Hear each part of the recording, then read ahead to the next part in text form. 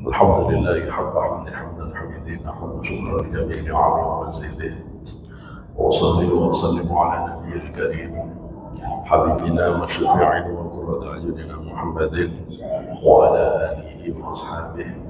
أما بعد حضرة المحترمين, Alhamdulillah pada kesempatan ini kita kembali bisa melanjutkan kajian kita membahas tentang iman kepada Rasulullah.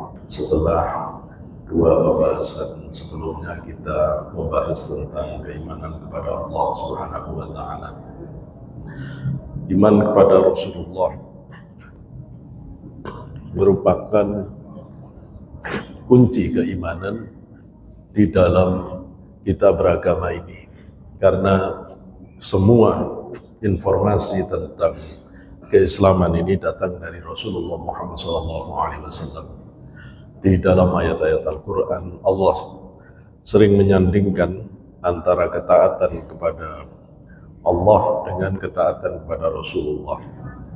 Bahkan ketika orang-orang Bani Israel menyatakan bahwa mereka mendapatkan lebih banyak dari Allah dibanding Rasulullah, dibanding orang-orang Islam, Allah justru menuntut mereka untuk taat mengikuti Rasulullah SAW.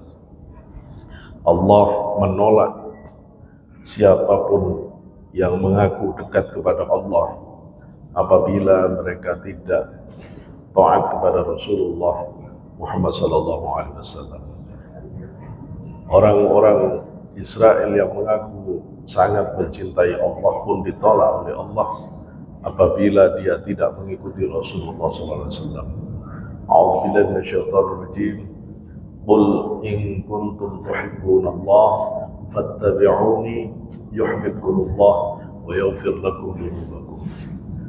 Katakan Muhammad, jika kalian orang-orang Bani Israel benar-benar mencintai Allah, fattabi'uni, ikutlah aku Rasulullah Muhammad, yuhibbukumullah, baru Allah akan mencintai kalian semuanya, wa yaghfir lakum dzunubakum, baru Allah akan mengampuni dosa-dosa kalian.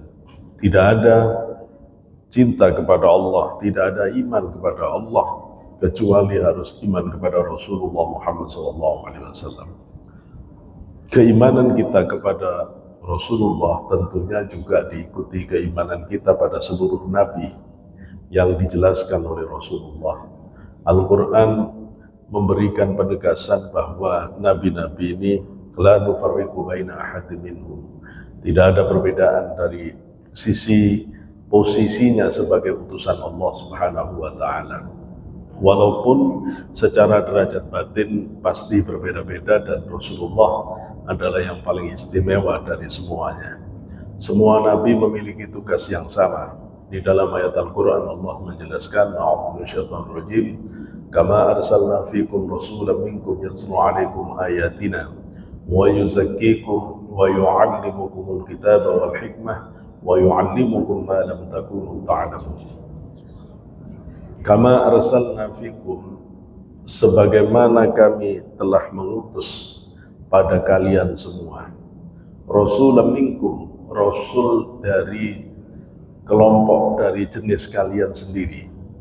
Allah kalau mengutus nabi rasul itu tidak dari suku lain, tidak dari bangsa lain, tetapi Allah selalu mengangkat dari bangsa itu sendiri. Karena itu nabi yang diyakini oleh para ulama kita, mayoritas jumhur menyebut 124.000 jumlah nabi itu sejak Nabi Adam hingga Rasulullah Muhammad SAW. Dari 124.000 yang diangkat menjadi Rasul itu ada 313. Dari 313 yang wajib diketahui disebutkan di Al-Quran itu ada 25 nabi. Dari 25 nabi yang masuk kategori nabi sangat sabar, sangat tekun, sangat hebat, ada 5 yang disebut sebagai ulul azmi. Nabi Ibrahim, Nabi Nuh, Nabi Ibrahim, Nabi Musa, Nabi Isa, Rasulullah Muhammad SAW. Dan yang terbaiknya adalah Rasulullah Muhammad SAW. Semua nabi ini, semua nabi ini punya tugas yang sama. Cuma punya tugas yang sama, walaupun nanti nabi dan rasul itu berbeda. Apa tugas nabi itu? Yatlu alaikum ayatina. Tugas nabi itu adalah membacakan tanda-tanda kebesaran Allah. Tugas dari nabi, dari rasul itu adalah membacakan tanda-tanda kebesaran Allah, menyadarkan kaumnya bahwa ada Allah yang maha istimewa, yang maha hebat mencipta segala sesuatu. Bagaimana Fir'aun didebat oleh Nabiullah Musa dengan menunjukkan tanda-tanda kebesaran Allah. Bagaimana dulu Nabi Ibrahim menyadarkan Raja Namrud Nebukadnezar dengan menyadarkan dengan berbagai argumen rasional. Walaupun tidak semua orang bisa menerima dakwah Nabi, tetapi tugas Nabi itu adalah membaca tanda-tanda kebesaran Allah yang ada di alam semesta ini. Ketika Raja Namrud minta bukti kepada Nabi Ibrahim apa ciri Allah itu, maka pada saat itu Nabi Ibrahim menyebutkan bahwa Allah itu yang menghidupkan dan yang mematikan. Kemudian Raja Namrud memanggil dua orang, yang satu dibunuh, yang satu dibiarkan hidup. Kata Raja Namrud, aku bisa menghidupkan juga bisa mematikan.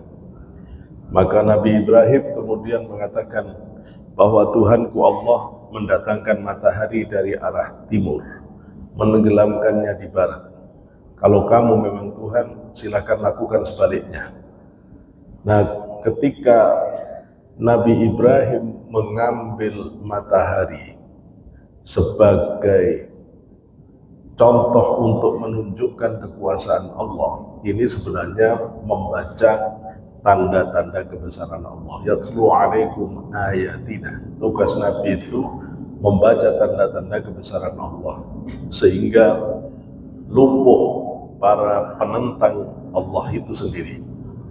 Kita melihat bagaimana Al-Quran itu menceritakan tentang kejeniusan Nabi Ibrahim mematahkan argumen lawan-lawannya. Pada saat Nabi Ibrahim dipojokkan sendirian, Nabi Ibrahim tidak pernah susah dengan tauhid yang kokohnya.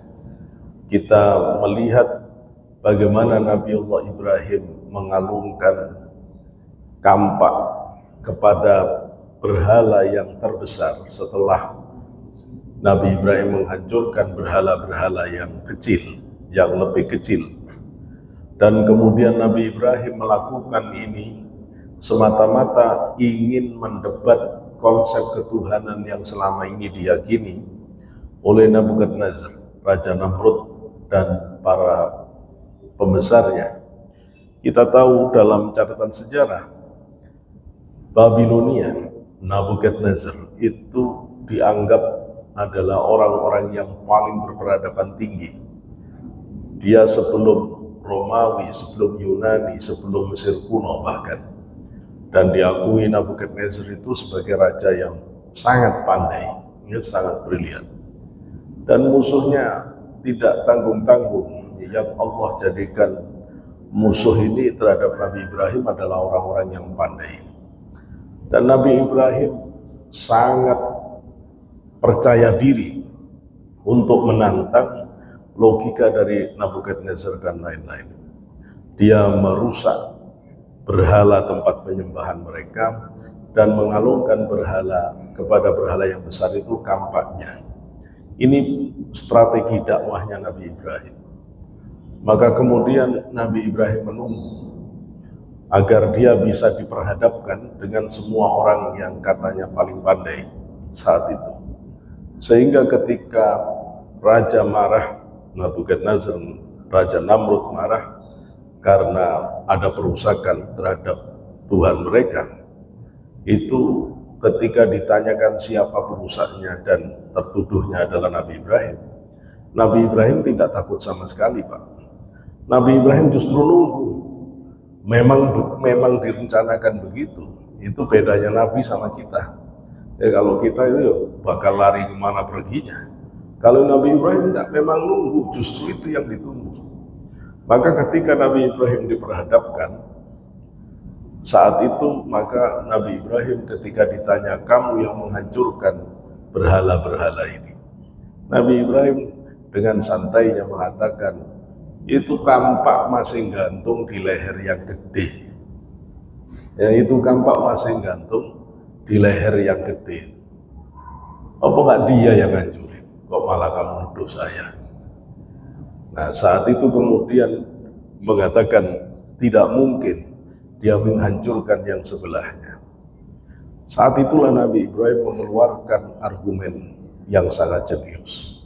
Kata Nabi Ibrahim, kalau kamu tidak percaya dia bisa menghancurkan sebelahnya, bagaimana kamu bisa percaya dia bisa menghancurkan dunia dan segala isinya?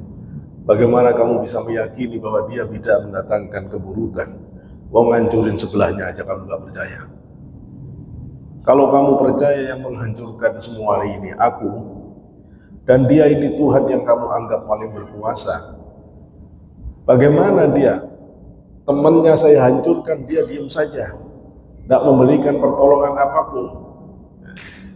Kalau dia nolong yang di sebelahnya saja nggak bisa, bagaimana dia bisa nolong kamu?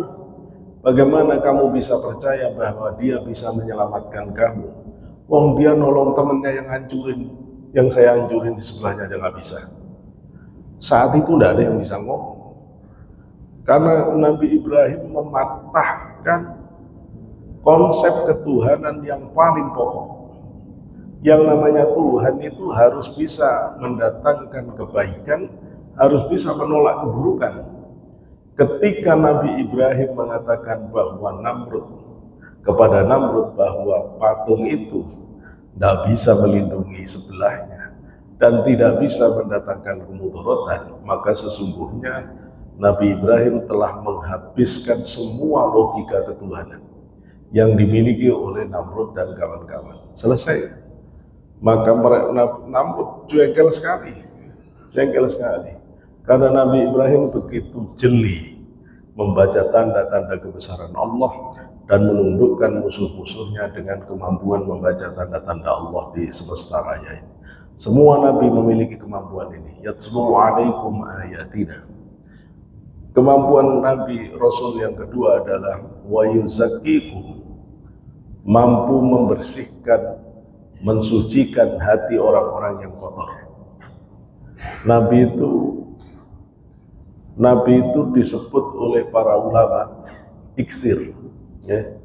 Anta syamsun, anta badrun, anta iksirul ghali. Ya, anta syamsun, kamu itu matahari. Anta badrun, kamu itu bulan.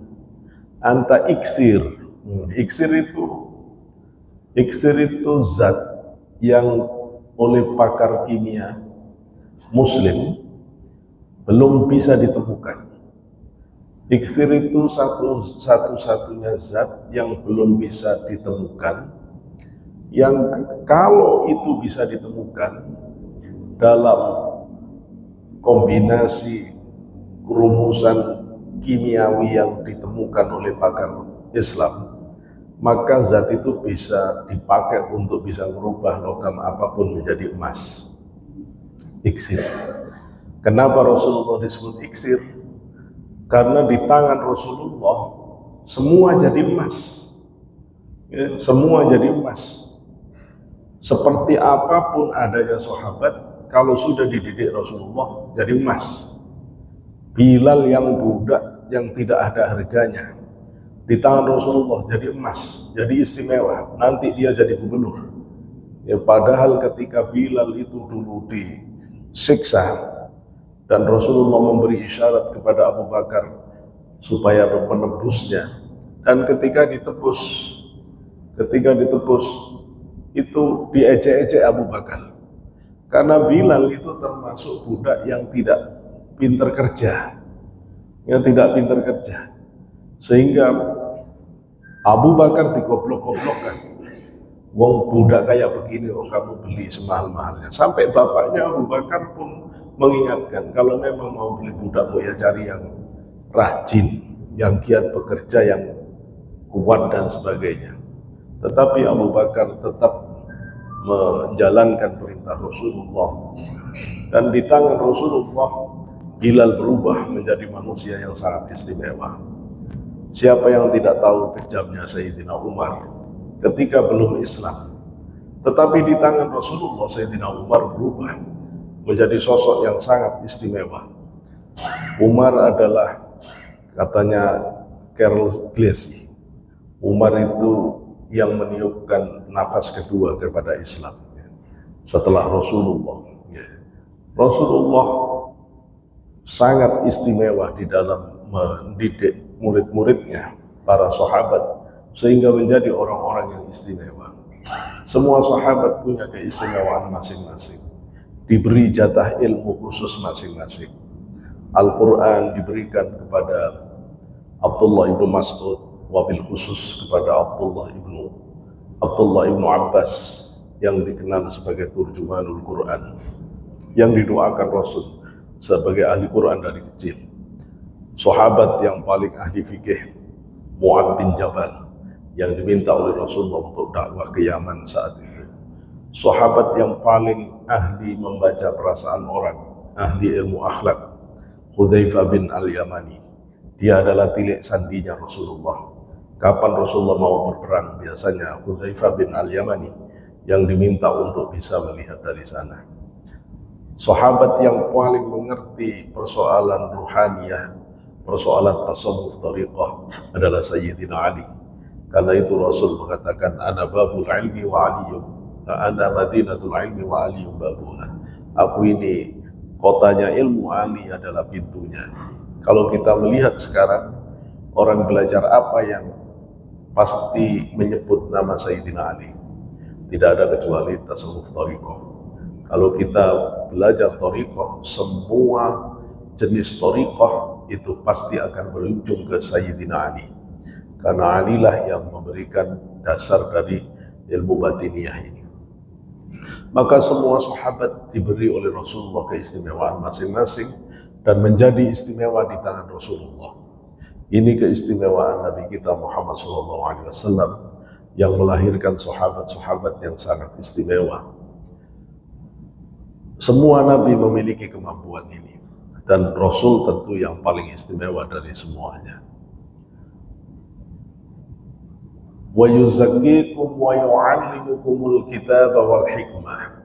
Kemudian tugas para nabi, para rasul itu yu'allimukumul kitaba wal hikmah, mengajarkan tentang kitab yang diturunkan kepada mereka atau suhuf yang diturunkan Allah kepada mereka, dan mengajarkan tentang hikmah. Di sini nanti perbedaannya, bahwa nabi tidak diberikan oleh Allah syariat baru, tapi kalau Rasul itu mendapatkan syariat baru. Karena mendapatkan syariat baru, maka Nabi itu pasti melakukan perubahan setelah agama itu ditinggalkan.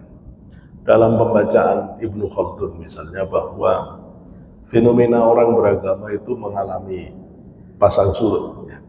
Ketika sudah ada Nabi, itu spiritualitas masyarakat itu naik, tapi nanti perlahan-lahan akan terus menurun. Dan akhirnya nanti Allah angkat Nabi lagi. Kadang berjarak 500 tahun, kadang berjarak 1000 tahun, tapi rata-rata antara 500-600 tahun itu ada Nabi. Jadi kan kalau mau melihat betapa istimewanya Nabi kita Rasulullah Muhammad SAW itu, tidak ada Nabi yang syariatnya oleh Allah dijamin tidak rusak kecuali Rasulullah Muhammad SAW. Tidak ada Nabi yang kitabnya dijamin oleh Allah untuk tidak disesatkan, tidak dirusak, kecuali Quran. Ya tidak ada. Panjenengan bisa bayangkan Nabi Isa ketika sudah merasa bahwa sudah waktunya dia diangkat oleh Allah, di mana orang Bani Israel sudah mengancam bunuh terhadap Nabi Isa. Nabi Isa itu kalau kita baca di kitab Tafsir Ad-Durrul Mansur, ketika Nabi Isa itu diangkat oleh Allah, pada saat Nabi Isa diangkat, selesai Nabi Isa diangkat, murid-murid Nabi Isa sudah dalam kekacauan iman. Ada yang satu mengatakan, wah kalau gitu selama ini yang membersamai kita itu bukan manusia, Tuhan ini. Buktinya sekarang sudah tidak ada lagi. Ada yang mengatakan, oh berarti yang selama ini membersamai kita ini anaknya Tuhan ini, ya, anaknya Allah ini. Gitu.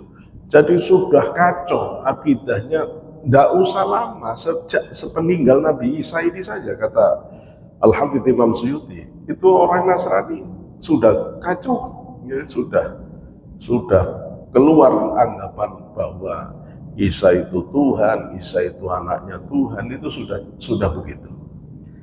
Nabi Musa yang juga termasuk Nabi sangat hebat sekalipun, pada saat Nabi Musa diminta oleh Allah khalwat di Bukit Tur Sina, selama 30 hari tambah 10 hari, 40 hari, tidak lama. Tidak lama. Di bawah itu sekitar 80.000 ya, umatnya Nabi Musa itu ditemani oleh asistennya Nabi Musa, Nabi Harun, sama-sama Nabi. Ya, masih ditemani Nabi Harun, Nabi Musanya masih di atas bukit. Jelas Nabi Musa masih kelihatan di atas. Datang Samiri membuat patung sapi.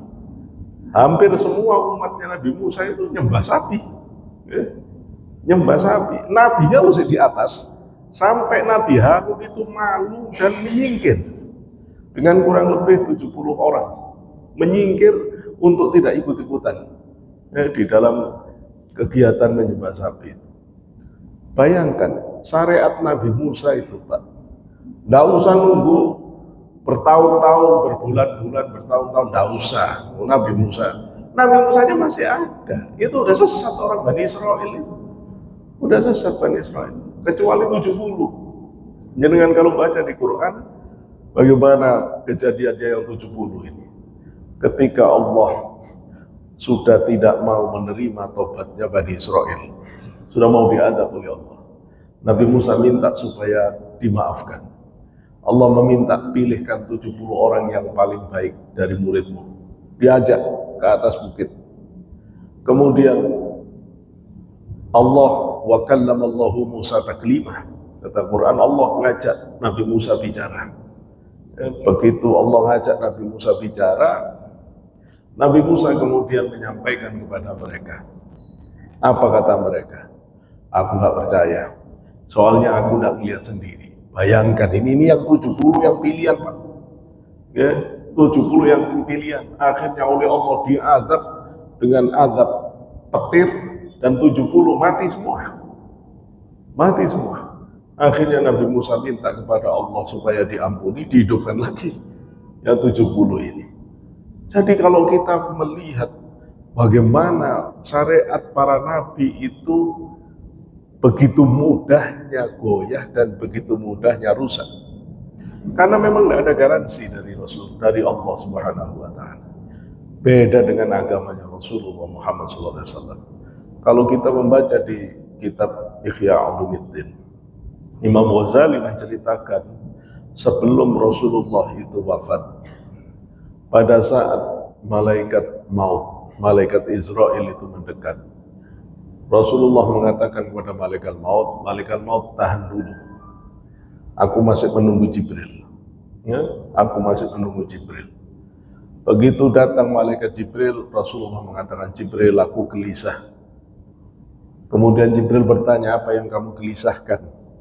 Kata Rasulullah, kalau aku tidak ada, siapa yang akan jaga umatku? Ya, siapa yang akan menjaga umatku? Karena Allah itu menjamin, ya. Allah menjamin, wa ma kana yu'adzibahum wa anta fihim wa ma kana mu'adzibahum wa hum yastaghfirun. Allah jamin selama masih ada Rasulullah tidak akan turun azab. Jadi adanya Rasulullah itu menjadi penahan terhadap azab Allah. Maka Rasulullah sudah khawatir, kalau aku pulang, siapa yang bisa menjaga azab Allah tidak turun itu? Karena Rasul sudah tidak ada. Maka malaikat Jibril matur ke hadirat Allah tentang kegelisahan kekasihnya Rasulullah. Kemudian Allah memberitahu, katakan ke Muhammad, aku yang akan menjaga umatnya. Ketika ini disampaikan kepada Rasulullah, baru Rasulullah senang. Karena yang jaga umat Islam ini Allah sendiri. Allah sendiri. Tidak usah bingung dengan orang Islam. Ya, meskipun kiai-kiai yang paling alim, paling khusyuk sudah pulang ke akhirat, tidak apa-apa Pak. Nanti Allah akan melahirkan lagi orang-orang hebat. Ya, betapa kadang-kadang kita itu, ya pasti kita susah kalau ketinggalan orang-orang alim seperti Abu Yatim Yati, ya, Kiai Abdullah Salam, Mbak Siti Kudus. Ya pasti kita susah. Yai Asror Ibn Usman Al-Ishaqi, Mbak Maimun Zubair, Mbak Mangli, Gusmi, Gustur, pasti kita susah dengan ditinggal. Tapi tidak usah khawatir, agama Islam ini dijaga Gusti Allah. Ya, yang jaga agama kita ini Allah. Sekarang jenengan bayangkan, kalau nabi-nabi yang kayak tadi kita sebutkan, kurang pinter apa Nabi Musa, kurang pinter apa Nabi Isa, kurang sakti apa Nabi Isa, nyatanya juga tidak bertahan agamanya. Sekarang kita bandingkan dengan syariatnya Rasulullah. Sudah berapa tahun Bapak ditinggal Rasulullah? Ya, sekitar 1400 tahun. Itu harusnya sudah ada mungkin 3-4 nabi, ya, harusnya. Ini masih nabinya satu, Rasulullah. Sekarang sholatnya umat Islam itu berubah jumlahnya dari zamannya Rasulullah. Nah, berubah. Sholat kita ya 5 waktu. Waktunya itu loh tidak berubah. Dari zamannya Rasulullah, subuh itu ya mulai fajar siddiq. Subuh itu habis sejak isyraq, munculnya matahari, tidak berubah. Yang namanya sholat subuh 2 rakaat, zamannya Rasulullah sampai sekarang tidak berubah. Kalau persoalan ada yang kunut, ada yang tidak kunut, itu ada hadisnya semuanya. Nggak ada hadisnya semuanya. Kalau kemudian orang mengatakan ada kok Pak perbedaan, perbedaan itu kadang-kadang Rasulullah memang litanawwu'il ibadah. Kadang Rasul melakukannya secara berbeda. Kadang Rasul baca iftitah, Allahumma ba'id baini wa baina khotoyaya kama ba'adta bainal masyriq wal maghrib.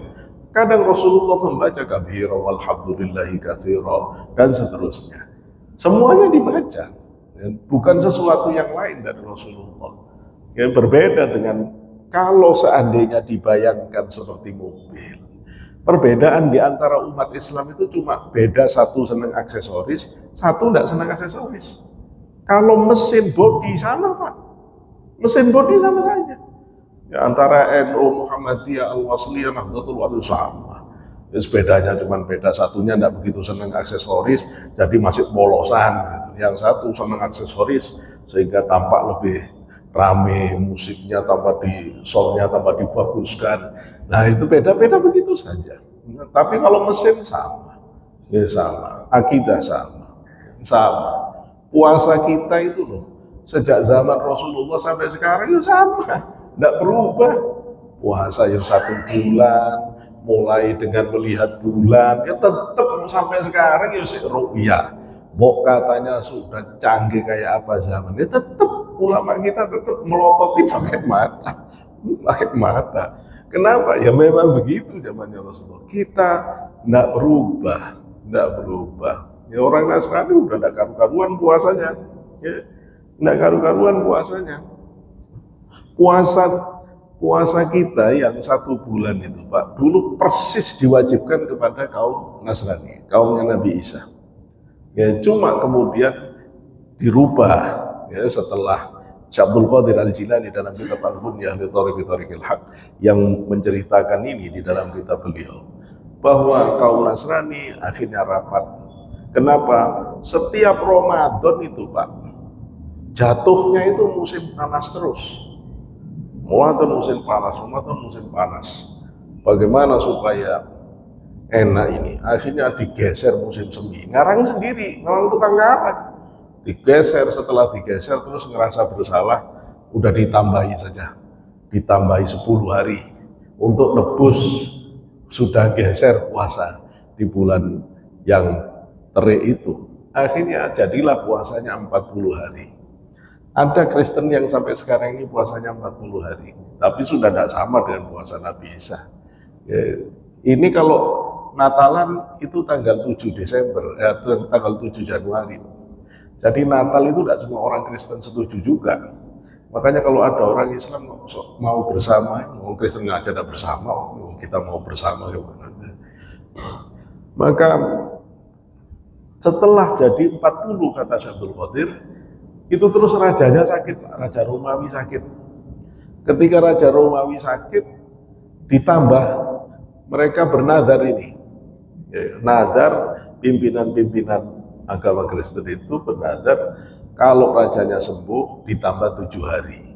Rajanya sembuh, jadi puasanya 47 hari. Setelah itu rajanya wafat, diganti oleh anaknya. Anaknya ngelihat angka 47 tidak menarik. Akhirnya dijumlahkan jadi genep, jadi 50 hari puasanya. Setelah jadi 50 hari, tidak ada yang buat puasa, nggak jalan.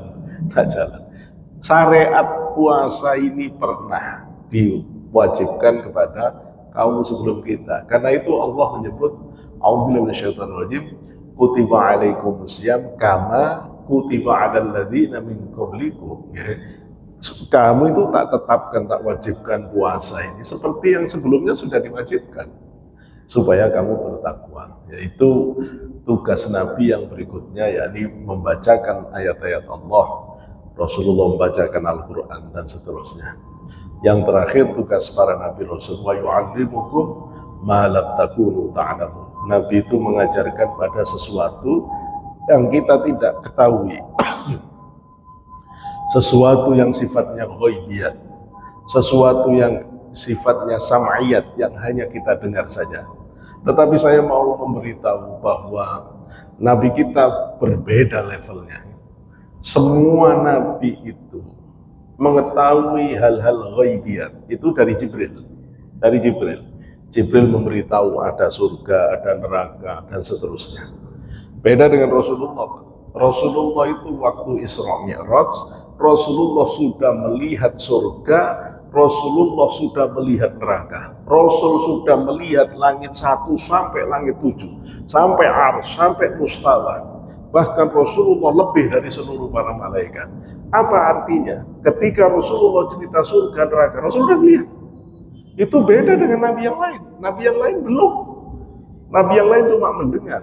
Maka kalau dilihat dari kualitas berita, Rasulullah itu A1. Agama Islam ini kebenarannya sudah sangat valid. Karena Rasulullah sudah sampai di 7 langit itu, Rasulullah sudah sampai di Arsy, Rasulullah sudah melihat surga dan neraka. Bahkan Rasulullah mengatakan, aku melihat rumahmu di surga Umar. Rumahmu besar sekali, begini-begini. Kata Sayyidina Umar, apa kamu masuk? Waktu malaikat Jibril menawarkan untuk masuk, aku bilang tidak enak. Aku belum izin ke Umar. Apa kata Sayyidina Umar? Masuk saja, Rasul tidak usah izin. Masuk saja, Rasul tidak usah izin. Masya Allah. Ya. Jadi Rasul, kita punya Nabi yang sangat istimewa. Mungkin pada kesempatan berikutnya saya tunjukkan betapa istimewanya Nabi kita ini, baik secara ruhani maupun secara kemampuan, secara keistimewaan. Tidak ada Nabi yang lebih hebat dari Rasulullah Muhammad SAW. Dan kita kalau tahu betapa istimewanya Rasulullah, kita akan bersyukur berlipat-lipat kali, mungkin beratus berjuta kali, karena Allah telah menakdirkan kita menjadi umatnya Rasulullah Muhammad SAW. Waktu sedikit kami beri kesempatan apabila ada bapak-bapak yang ingin bertanya, karena saya dipesan ya, supaya ada kesempatan untuk bisa bertanya. Monggo dipersilahkan. Ya.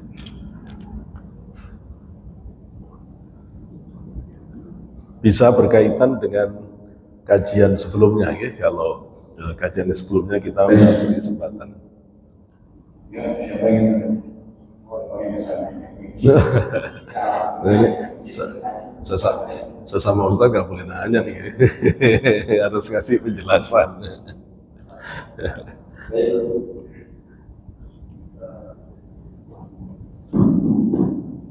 Bisa ulang kembali salah pembacaan dari Allah dan dengan ajaran Allah dengan kesini.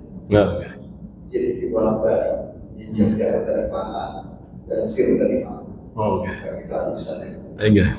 Gimana Ustaz?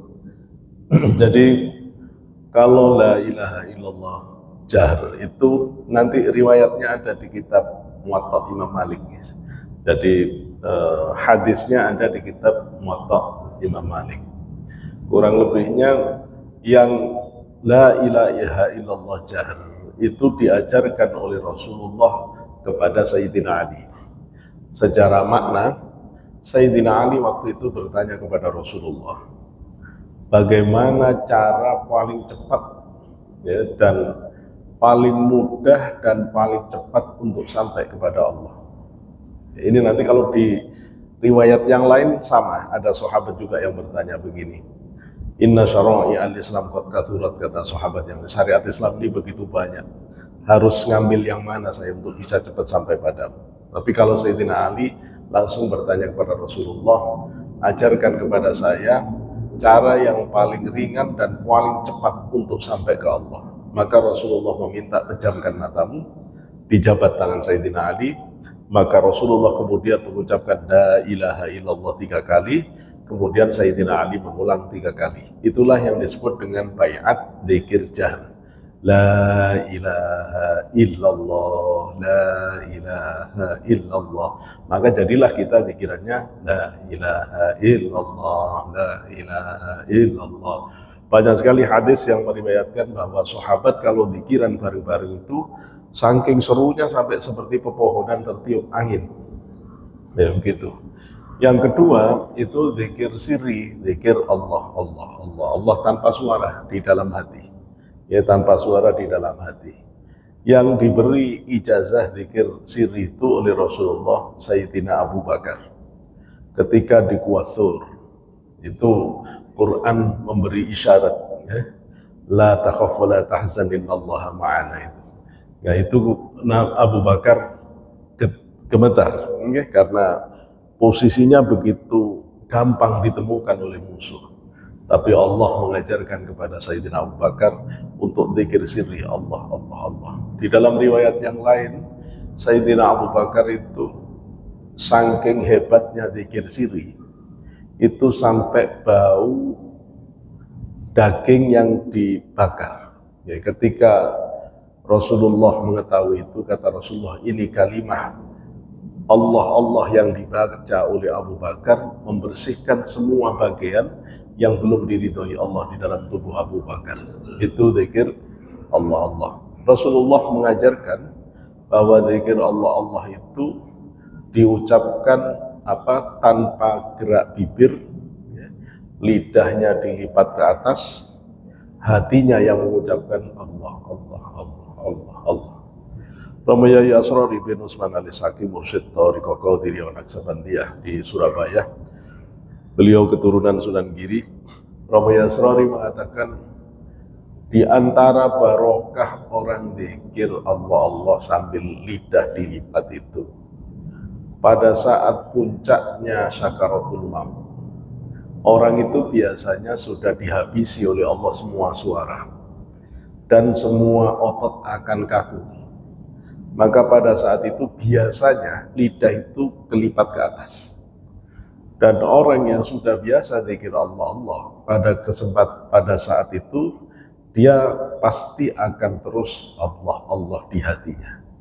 Dan itu sangat baik kalau kita latih. Jangan munazak baru Allah, Allah. Ya, kalau sudah tidak pernah latihan, repot, karena ini tidak bisa didadak, nggak bisa didadak. Nah, zikir sirri Allah, Allah diajarkan oleh Sayyidina Abu Bakar kepada para sahabat. Ya. Para ulama itu menegaskan sepeninggal Rasulullah, guru para sahabat itu adalah Sayyidina Abu Bakar. Sehingga ada riwayat yang mengatakan Zikir sirrinya Sayyidina Ali Allah itu juga dari sanad Abu Bakar. Dari sanad Abu Bakar. Sedangkan zikir jahrnya itu nanti dari Sayyidina Ali. Nah nanti sanad zikir jahr sirri itu terkumpul ke Sayyidina Ali. Karena Sayyidina Ali juga mendapatkan zikir sirri dari Abu Bakar. Walaupun dari jalur lain juga ada. Karena itu kemudian jahr sirri di Sayyidina Ali diturunkan kepada Hasan Husain. Hasan Husain menurunkan diantaranya kepada Ali Zainal Abidin. Ali Zainal Abidin kepada Sayyid Muhammad Bakir. Sayyid Muhammad Bakir kepada Imam Ja'far Shadiq. Imam Ja'far Shadiq kepada Musa Al-Kadhim. Musa Al-Kadhim kepada Ali Ridho. Ali Ridho kepada Ma'ruf Al-Karhi. Nanti Ma'ruf Al-Karhi turun sampai ke Syekh Abdul Qadir Al-Jilani. Di Syekh Abdul Qadir Al-Jilani dia menjadi Qadiriyah. Dinamakan dengan dilakopkan ke Syekh Abdul Qadir Qadiriyah. Nanti Qadiriyah ini diamalkan oleh Abu Madyan di Maroko sampai ke Atilim Sani, sampai ke Imam Kutub Abu Hasan Ali Syadili. Kemudian dia berubah nama menjadi Syadiliyah. Nanti diamalkan Syekh Abdul Qadir itu keturunan Rasulullah, bapaknya Al-Hasani yang ke-13 dari jalur Sayyidina Hasan, ibunya keturunan Rasulullah dari jalur Husain yang ke-12. Jadi Syekh Abdul Qadir itu Hasan Husain. Kemudian di Maroko itu ada Imam Kutub Abu Hasan Ali Asyadili. Ali Asyadili keturunan Rasulullah dari jalur Hasan. Inilah nanti yang dianggap sebagai pendiri Thariqah Syadiliyah yang kemudian berkembang di Mesir, sehingga dosen-dosen Mesir sampai sekarang Universitas Al-Azhar itu rata-rata adalah pengikut Thariqah Syadiliyah. Sekarang saya Yusni, profesor doktor yang menjadi mursyid besar dari Thariqah Syadiliyah di Mesir, juga Syekh Ali Jum'ah. Beliau juga mursyid Thariqah Syadiliyah Siddiqiyah di Mesir sana. Kemudian diamalkan juga zikir ini oleh keturunan Rasulullah yang di Uzbekistan. Namanya Syekh Bahauddin An-Naqsabandi dari jalur Husain. Nah, maka ini nanti yang mimpi ketemu Rasulullah dan Syekh Abdul Qadir, wakilah ketemu Nabi Khidir dan Syekh Abdul Qadir, yang Rasulullah memerintah supaya diukir di hatinya Syekh Bahauddin An-Naqsabandi itu lafal Allah. Sejak saat itu Syekh Bahauddin menarik semua zikirnya di dalam hati tanpa ucapan, semua la ilaha illallah tanpa gerak bibir, Allah tanpa gerak bibir, semua zikirnya di dalam hati, maka menjadilah ini Thariqah Naqsabandiyah. Naqsabandiyah inilah yang kemudian turun kepada ulama-ulama kita, karena Sunan Ampel itu sebenarnya keturunan dari Uzbekistan. Karena itu bapaknya Sunan Ampel namanya Ibrahim Samarkandi, karena dia keturunan Samarkand. Jadi kita ditolak sekarang ini pembelokan sejarah Sunan Ampel yang katanya dari Yaman, itu salah total. Sunan Ampel itu nasabnya ke Samarkandi, dari bapaknya sudah jelas Samarkand. Nama Samarkand itu sudah tidak mungkin lagi dibelokkan ke negara lain, dia dari Samarkand.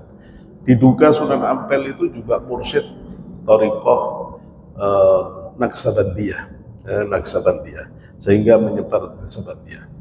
Nanti belakangan Thariqah Qadiriyah Naqsabandiyah itu kemudian dibawa oleh pengikut berikutnya, keturunan Rasulullah berikutnya, sehingga menjadi Satariyah oleh Imam Satari. Kemudian nanti itu diamalkan oleh Sunan Gunung Jati, sehingga Sunan Gunung Jati itu Satariyah. Begitu juga yang di Aceh, yaitu Syahkuala. Syahkuala itu juga Satariyah. Ini sampun Isa. Oh, satu lagi. Yaitu Satariyah, kemudian Satariyah dari Syahkuala punya murid nanti Syekh Pamijahan, itu Satariyah.